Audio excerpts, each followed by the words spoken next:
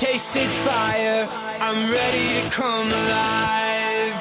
I can't just shut it up and fake that I'm alright.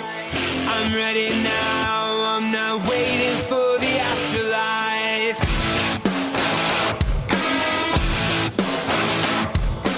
There is no middle ground. There is no neutrality with God. You cannot ride the fence with God.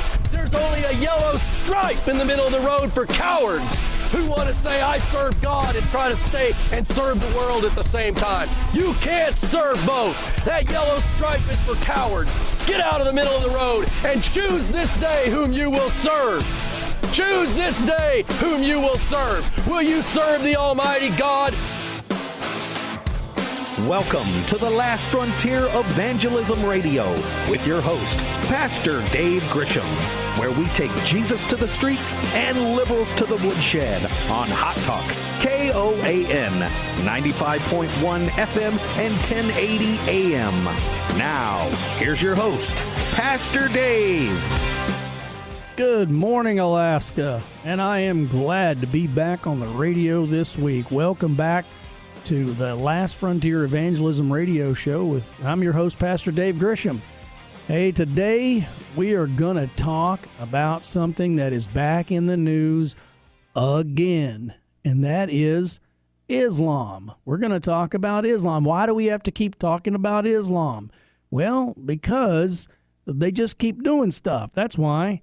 You see, if you could go to a Christmas party and get shot up in San Bernardino by a couple of Muslims, or you can go to a gay bar and get shot up by a Muslim and have 49 people killed, and you can, just be celebrating, Bastille Day in France, and somebody decides to run a bunch of people down with a truck like a Muslim did in France, or if you work at a news magazine or a satirical magazine like Charlie Hebdo, and guys just come in, Muslims, and shoot you up, or if you're a disabled girl in Idaho who's just minding your own business in the laundry room of an apartment complex, and you get dragged off and raped and urinated in your face by a couple of Muslim boys because you're an infidel, and then they're raping women all the time in Germany and groping women and all these kind of things, and Boston bombings, and now Ohio State University has had a massive stabbing. And you might remember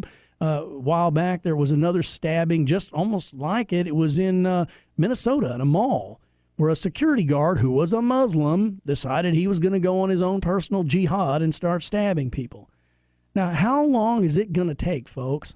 How long is it going to take for Americans to realize what the problem is? Folks, the problem is Islam itself. We may not be at war with Islam, but Islam is at war with us, in case you haven't figured that out. Anybody with half a brain and a little bit of common sense can figure out that there's a real problem with Islam when people start running. I mean, when somebody yells, Jesus is Lord, nobody hits the ground except expecting something to blow up. But when they yell, Allahu Akbar, that's the first thing people do is they hit the ground because something is about to explode, or somebody's going to get stabbed, or somebody's going to get shot, because that's what happens. And this is reality, folks. Islam is not a religion of peace, okay? If it was, then the Middle East would be a paradise of peacefulness. But instead, it is the most violent region in the world, and if we continue to let these people from that region come into our country, well, we're all going to turn into the Middle East. And that's exactly what they want, and I don't think that's exactly what you want. And it's certainly not what I want.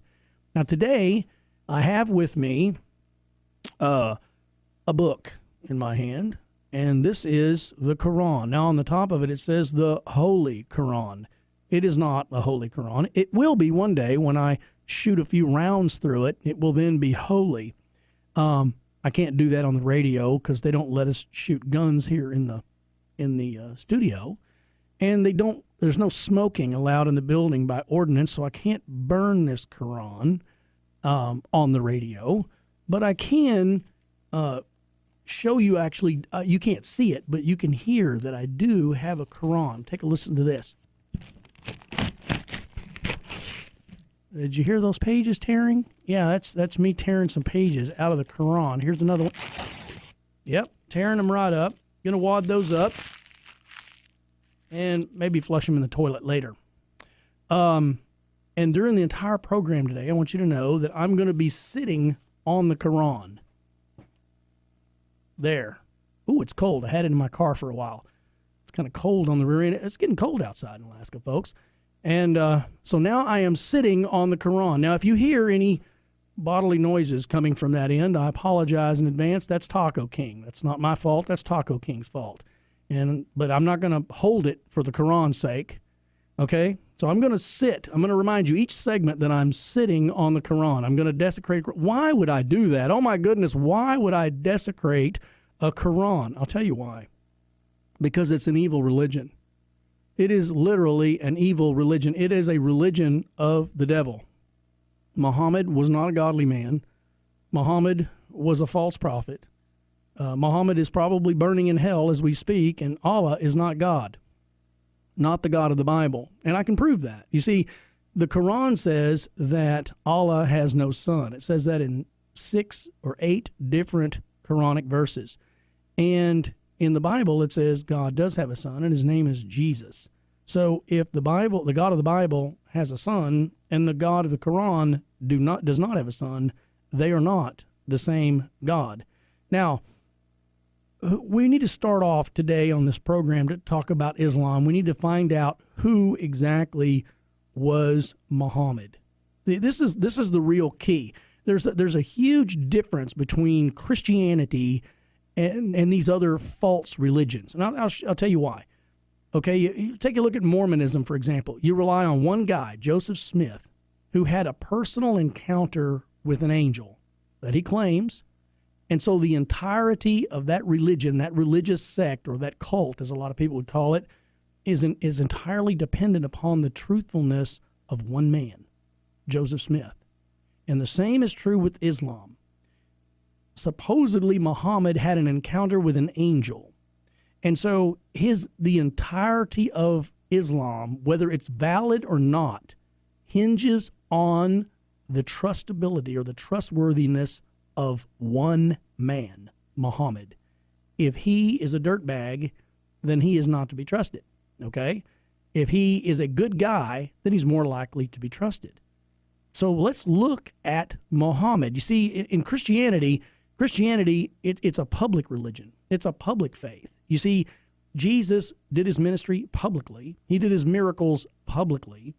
He died on the cross publicly. He rose from the dead publicly. Over 500 people saw him. It was not a one-person event, that one person you had to rely on their word. It was a lot of people. And then this group of people, this public, went out and told the world about Jesus. Much, much different. Much more difficult to lie when there's a lot of witnesses. But when you got just one man, it's much easier to lie about something. And so we need to know who was Muhammad. So we need to know who Muhammad was in relationship to Jesus. And what was he like? What was he like compared to Jesus Christ? Now, let's look at the identity. Okay, the identity of Jesus. Jesus is God. He's the creator. Whereas Muhammad is a creature. He's created by God. Now, Jesus claimed to be God and the Son of God, and Muhammad claimed to be a prophet. Okay? Now, in the beginning, Muhammad told his wife, Khadijah, about hearing voices, and she told him they must be of an angel and he must be a prophet.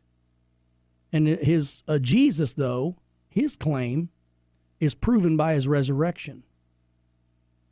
And Muhammad's is disproven by his false prophecies. See, he made a prophecy about, he supposedly talked about a miracle about how the moon was in 2 pieces. Well, obviously you can look in the sky and see that Muhammad was a liar.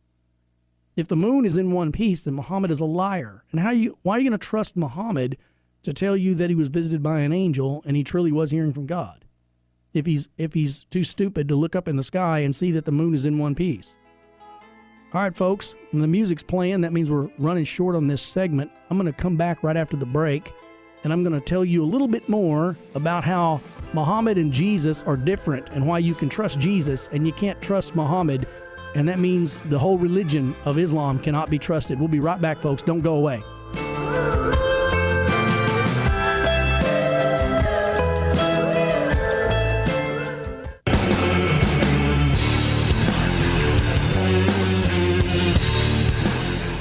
Good morning, Alaska. Welcome back to Hot Talk Radio, KOAN, 95.1 FM and 1080 AM. This is Last Frontier Evangelism Radio, and I am your host, Pastor Dave Grisham.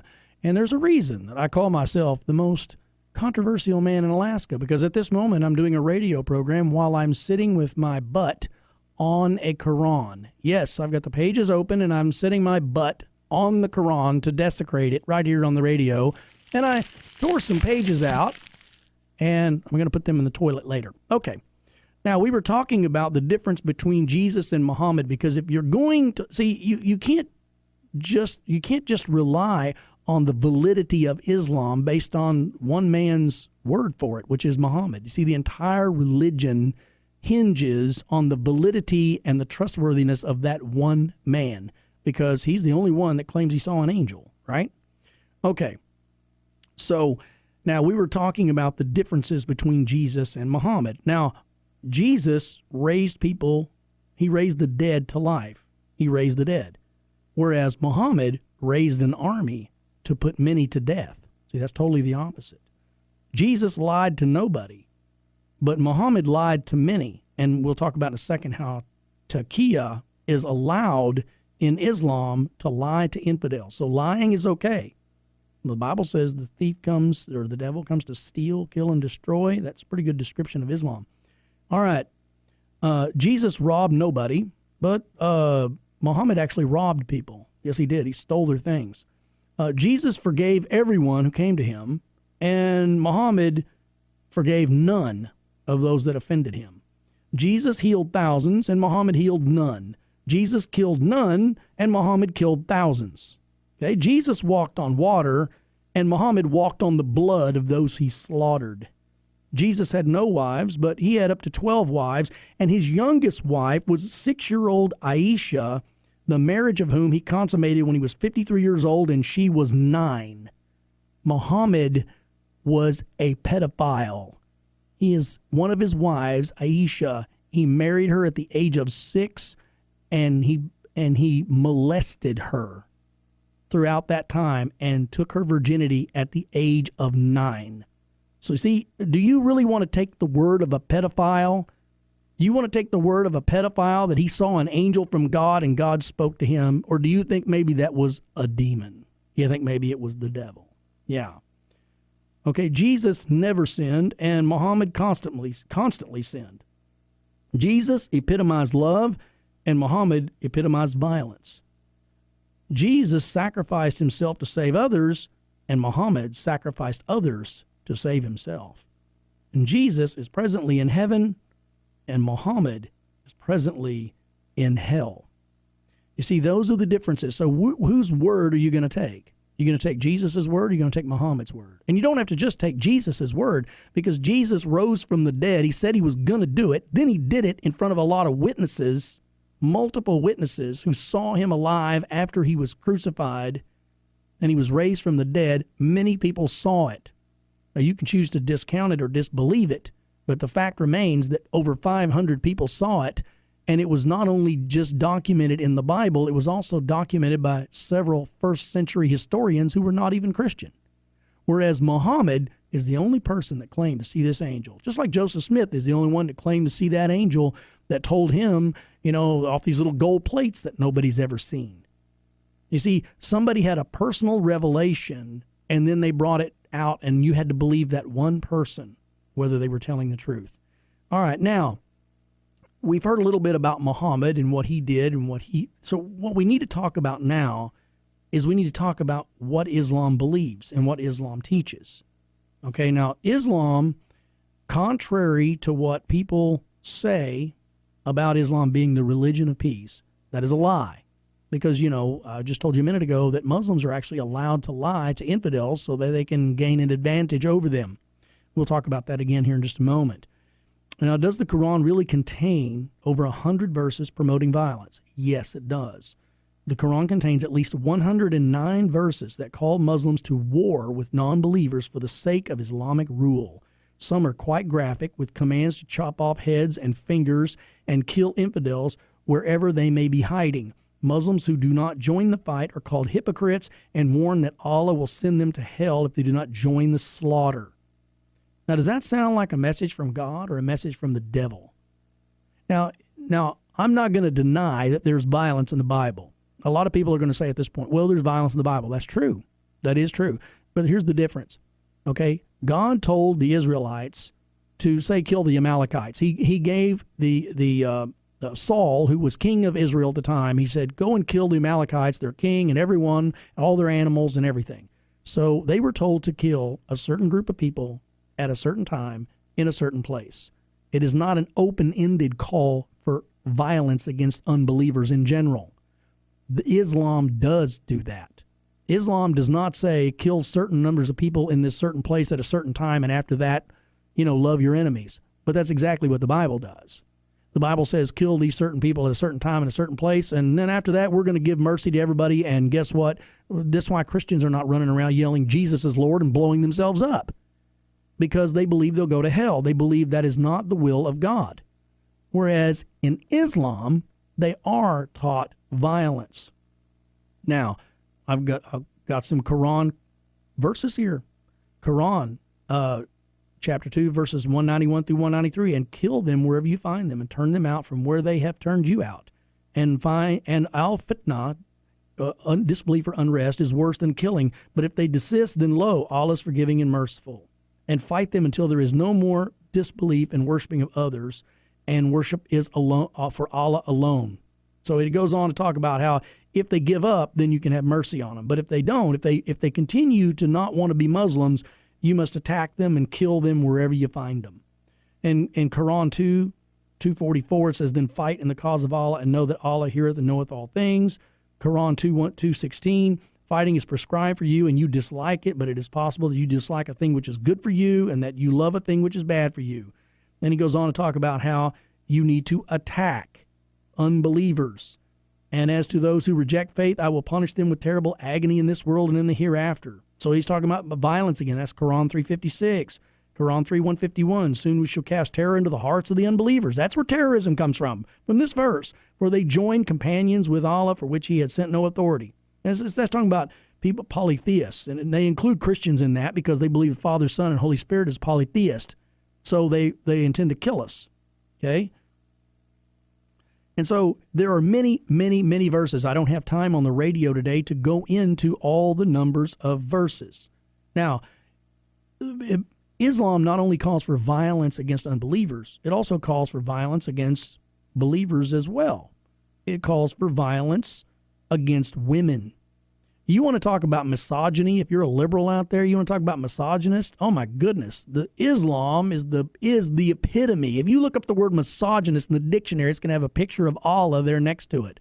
Of course, that might start riots because you're not allowed to draw Allah. But my point is that Islam is against women. It oppresses women, it abuses them, and it says that they're allowed to beat their wives.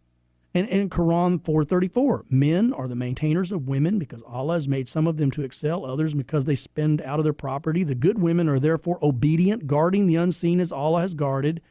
And those on whose part you fear desertion, admonish them and leave them alone in the sleeping places and beat them. Then if they obey you, do not seek a way against them. So it says to beat them. And then in Quran 38:44, it says, and take in your hand a green branch and beat her with it, and do not break your oath. This is Allah telling Job, who is a character in the Bible also. It's a person in the Bible, but it's totally different than the book of Job. They've kind of rewritten their own thing here. And it says Allah is telling Job to beat his wife. And this is where they get wife beating from. And they abuse this too. They take this to the ultimate limit. They will beat a woman to death.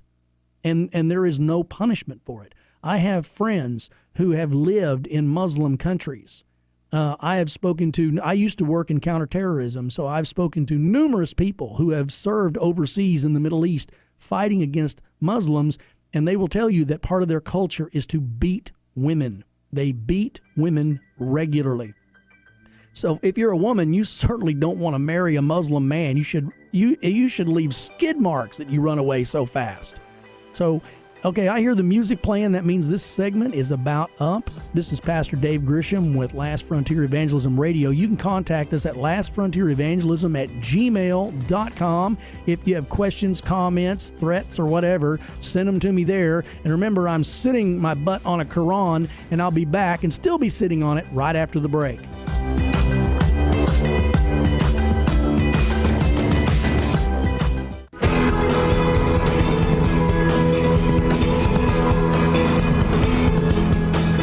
Good morning, Alaska. Welcome back after the break. This is Pastor Dave Grisham, your host for Last Frontier Evangelism Radio, right here on KOAN 95.1 FM and 1080 AM Hot Talk Radio.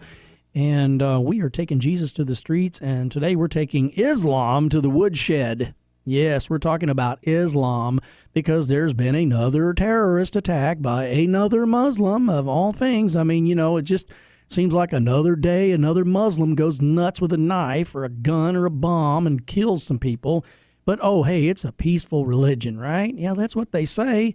It's not really, there's not a lot of evidence for that. I mean, if this was Christians doing this, if every time you turned around a Christian was doing this, they'd be slamming the religion itself. They already do anyway.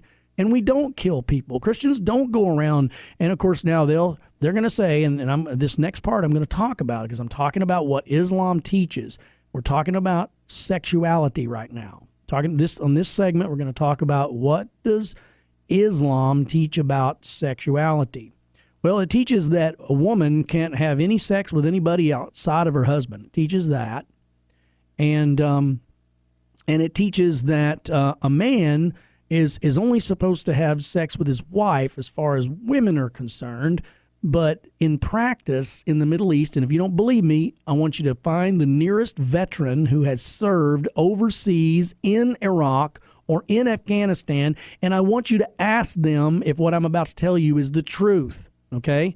Because in practice, in the Middle East, they practice having sex with children. And that is absolutely the truth, because Muhammad married Aisha when she was 6 years old and took her virginity at the age of 9. And I have a friend of mine who was a medic over in the military. He served over in Iraq, served over there a tour or two, and he said that they would often bring boys and little girls in to be treated because they'd been sexually abused, and they were the ones doing it. And they brought them in to get treated so they could get healed up, so they could take them home and do it some more. It is just absolutely disgusting. They teach little boys over there that until you get used to having sex with women, you can have sex with animals. That is okay in the way they practice their faith. That is all right. They claim it's a sin in some places, but in other places they practice it all the time. So is it a sin? And as far as homosexuality is concerned, they absolutely despise homosexuals. But it's the way they define homosexuality that's the real problem. They define homosexuality as a man who basically lives the lifestyle of a homosexual. In other words, that's why the Muslim man went into the gay nightclub in Orlando and started shooting people and he killed 49 people. That's why he did that, because he despised homosexuals. In the Middle East, they throw them off rooftops. That's what ISIS does. They do all kinds of horrible things. They stone them. They hang them. They basically, if you're an open homosexual in the Middle East, your life is in danger. However, a lot of Muslim men practice homosexual acts. Now, what do I mean by that? Well, what I mean is they think it's okay to have sexual acts with your friends, your male friends, as long as you don't leave your wife. So they will have homosexual sex with each other quite frequently, or little boys or whatever, and that doesn't seem to be a problem. Now, a woman, oh no, women are not allowed to do that. There's no lesbianism allowed. It's just the men. And they actually have prostitutes over in the Middle East. They have brothels. But what they do is, because it's a sin to have sex with a woman the normal way, which is considered adultery and a heinous crime, so what they do is they sodomize the prostitutes. And this is technically getting around the rules, and so it's okay. They also can go to a mosque and have an imam issue them a fatwa. A fatwa is an official religious decree that comes from an imam, somebody who speaks with authority in the Islamic faith, and they can issue a fatwa. They do them for death. They put fatwas like death warrants out for people, but they can issue a fatwa for you to have a temporary wife. And so you can go and pick yourself out a temporary wife, a.k.a. a prostitute, have sex with her in your own home with your wife there, and there's nothing she can do about it. And then you can take the prostitute back and say, I divorced you 3 times, and guess what? You're divorced, and you had a temporary wife. And it's okay, as long as you go through the proper channels to get it done. Now, a lot of people don't know this about Islam. But what I'm telling you is true. It is a very sexually perverted religion, very sexually perverted, and they consider infidel women especially to be targets of their sexual immorality.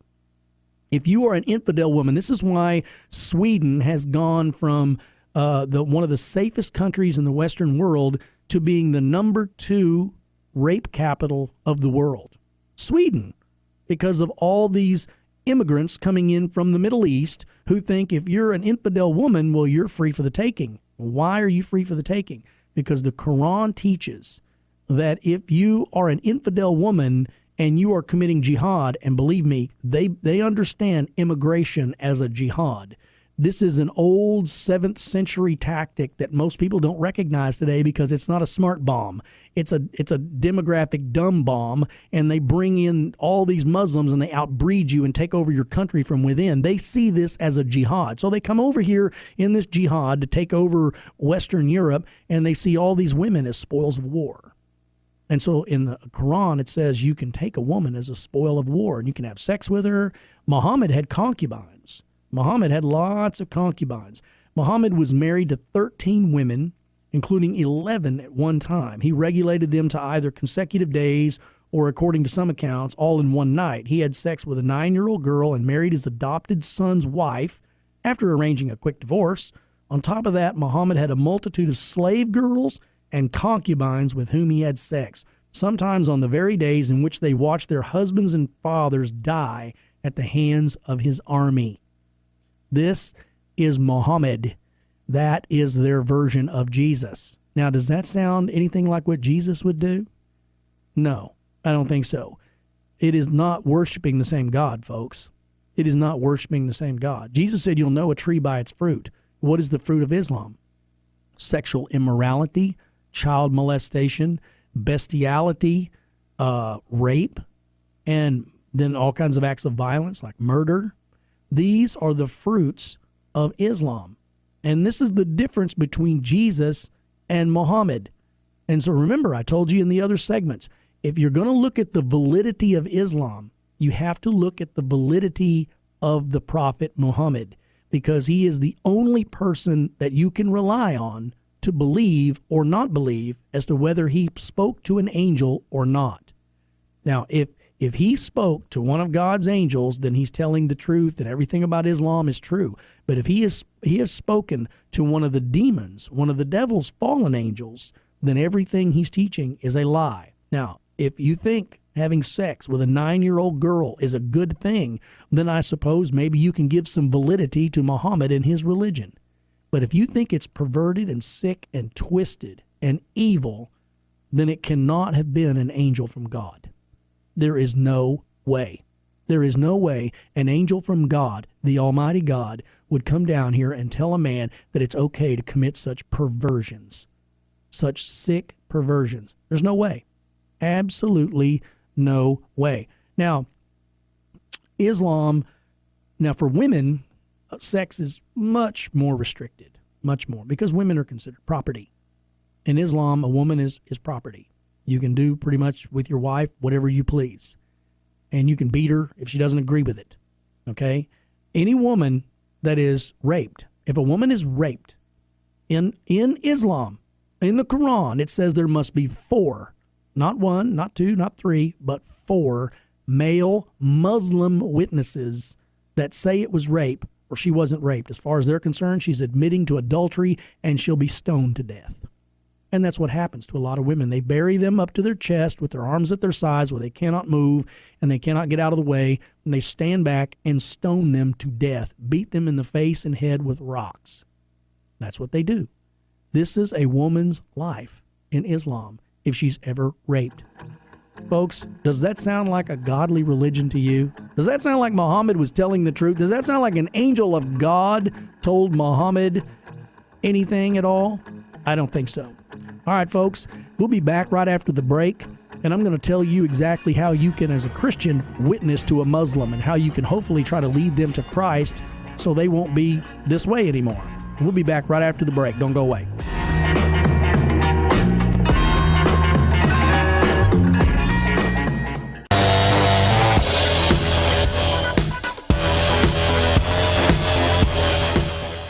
Good morning, Alaska. Welcome back from the break. I'm your host, Pastor Dave Grisham, with Last Frontier Evangelism Radio. We're right here on Hot Talk 95.1 FM and 1080 AM. And we are talking today about Islam.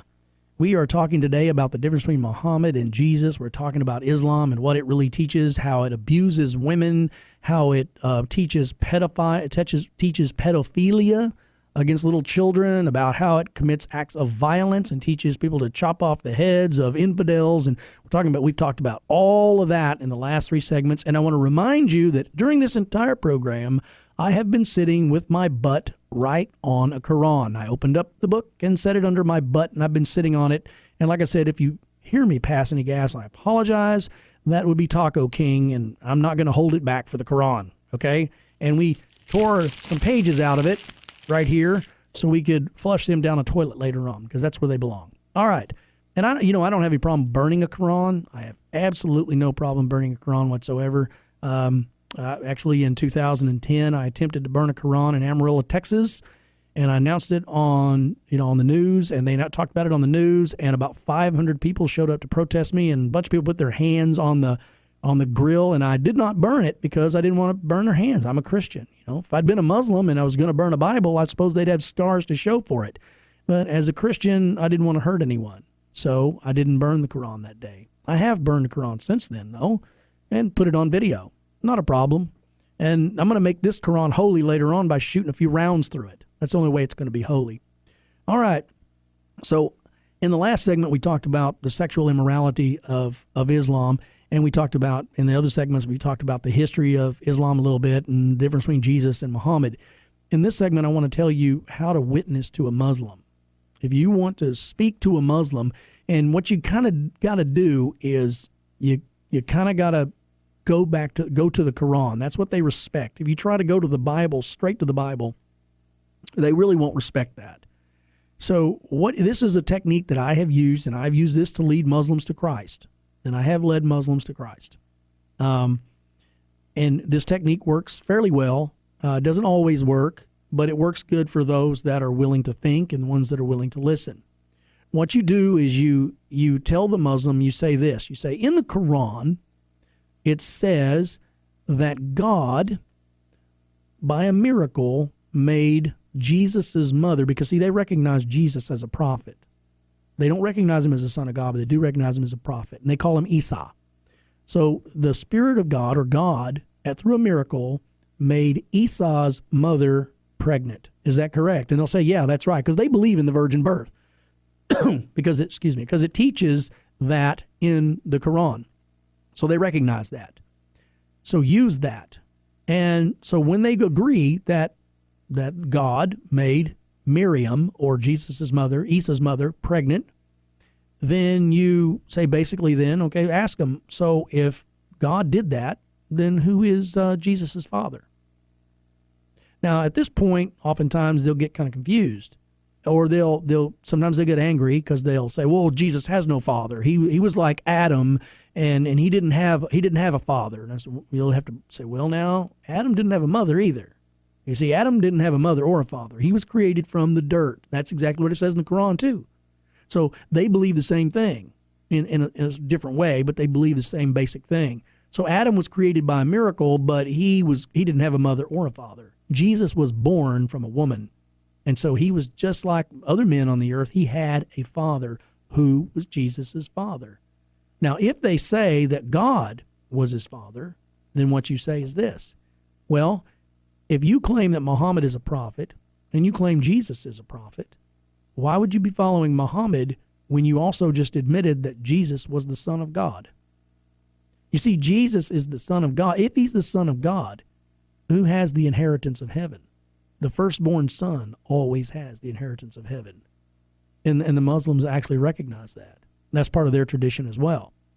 So if you can convince them that Jesus is the Son of God with this logic, then they might accept Christ. I had one, I was witnessing to him down at South Padre Island a few years ago, and his name was Mish, and he was from Mecca. He was a foreign exchange student from Saudi Arabia, and he had 4 or 5 of his friends with him. Well, when I used this technique on his entire group of friends, they all got angry, and then they went into the bar. But about 20 minutes later, Mish came up to me by himself. He snuck out of the bar, and he came up to me, and he said, you know, I believe everything you said because it makes sense.